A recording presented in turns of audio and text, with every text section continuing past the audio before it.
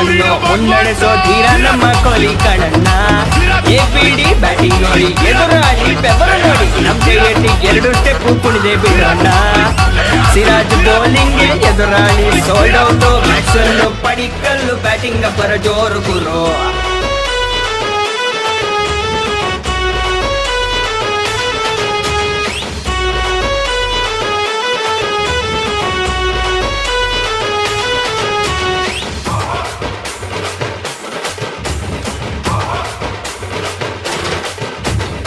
RCB bowlers ಇಳಿಸ್ತಾವ್ರೆ ಬೆವ್ರ ನೀರು, ಎದುರಾಳಿ Chittal ಪತಾಲಾಗಿ ಹೋಗವ್ರೆ. RCB ಫೀಲ್ಡಿಂಗ್ಗೆ opposite team ಎಲ್ಲ ಅದರಿ ಅಲ್ಲಾಡಿ ಬೆಂಡಾಗೋಗವ್ರೆ.